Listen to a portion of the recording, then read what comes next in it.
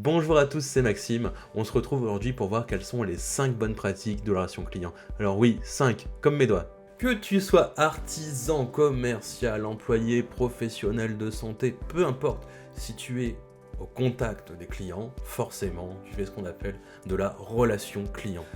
Alors, qu'est-ce que la relation client, rappelons-le? Eh bien, ce sont toutes les interactions que vous aurez avec une entreprise. Voilà. Que ça soit de voir une publicité, un prospectus, discuter avec quelqu'un dans un magasin, peu importe, toutes les interactions, peu importe le canal qu'elles emploient, sont de la relation client. Alors on y va et on va voir quelles sont les 5 bonnes pratiques à se rappeler dans cette fameuse relation client. Première bonne pratique, la posture vis-à-vis du client. Alors pour commencer, on va commencer par la base de la base.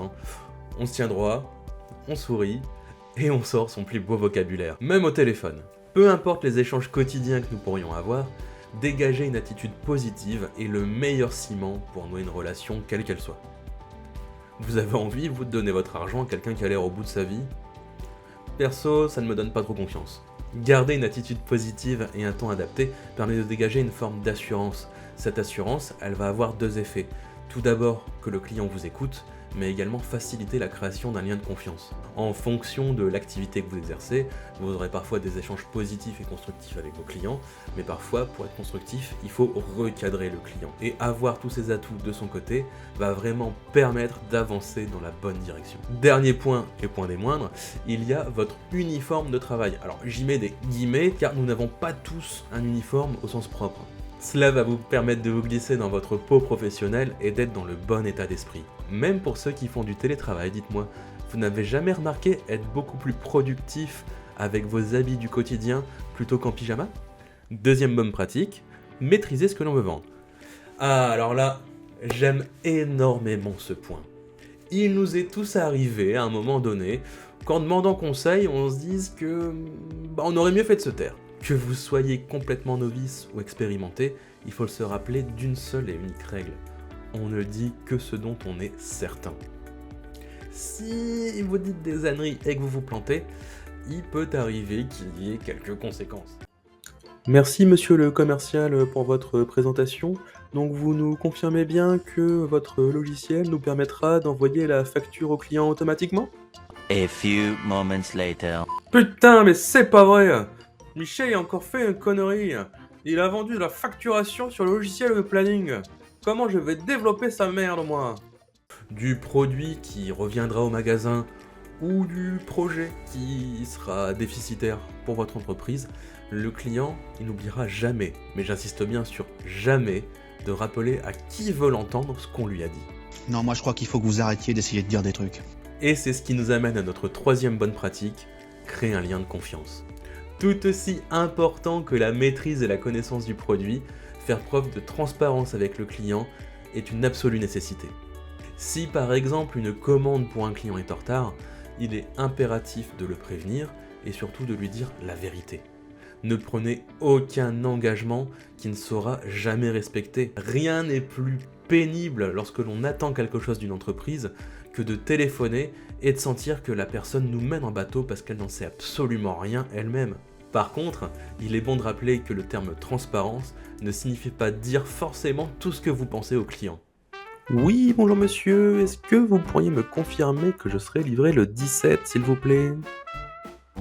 Absolument aucun souci. Si l'autre zonzon des achats a bien transmis à le toto du dépôt, ça devrait arriver comme on l'a dit. Finalement, cette relation de confiance permet de générer un lien positif avec le client. Si vous lui avez apporté ce qu'il cherchait, il vous apportera à vous ce que vous cherchez. Mais pour y arriver, il faut passer par cette quatrième bonne pratique. Quatrième bonne pratique, être à l'écoute du client. Et être à l'écoute de ses clients, c'est vraiment ce qu'il y a de plus important. Être à l'écoute active de ses clients permet non seulement de répondre à ses besoins dans votre optique commerciale, mais également de vous rendre plus humain, plus accessible. Et quand on est à l'écoute de ses clients, un véritable dialogue peut s'installer qui débouchera forcément sur une opportunité. Alors bien évidemment, il reste des commerciaux qui feraient n'importe quoi pour vendre coûte que coûte et à n'importe qui. T'en veux, non? Alors spoiler alerte, si le client n'est pas satisfait de ce qu'on lui a vendu, non seulement il nous le fera savoir, mais il le fera savoir à tout le monde. Donc ce que vous proposez comme d'habitude, c'est de la poudre de perlimpinpin. De même par un artisan, imaginons vous êtes carreleur, le client vous demande un carrelage blanc, vous n'allez pas lui mettre un carrelage bleu. Par conséquent, être à l'écoute de ses clients, c'est savoir déconseiller l'achat de quelque chose pour que le client puisse revenir ultérieurement avec une idée bien définie, mieux cadrée. Parce que si vous vendez coûte que coûte, le client, il se rappellera forcément de qui l'a papaouté. Missa brevis et spiritus maxima. Ça veut rien dire, mais je suis très en colère contre moi-même. 5e bonne pratique, aimer ce que l'on fait. Alors là, vous ne l'attendiez pas celle-là.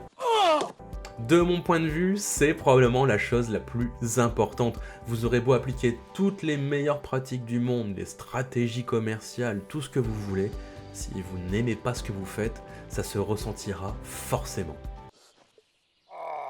Ça pue. La relation client, si on la résume en la rapportant à l'humain, c'est finalement deux choses qui sont très simples. La première, c'est que le client soit content. La seconde, c'est que vous rentriez chez vous le soir en étant également content. En fonction du corps de métier dans lequel vous exercez, cette relation ne sera pas toujours très simple. Prenons l'exemple d'un artisan ou d'un commerçant qui va maîtriser ses produits, ses prestations, derrière à quelqu'un, je ne sais pas, dans un support technique, dans un call center ou un simple employé de magasin. Si vous n'aimez pas vos produits, si vous n'y croyez pas, ça ne peut absolument pas fonctionner. Ce qu'il faut en retenir, c'est que si vous n'aimez pas ce que vous faites, vous ne saurez pas gérer non plus ces mécontentements et par conséquent, vous n'apprendrez jamais. Parce qu'un jour, un certain monsieur Bill Gates a dit une phrase qui est très intéressante, « Ce sont les clients les plus mécontents qui peuvent vous en apprendre le plus ».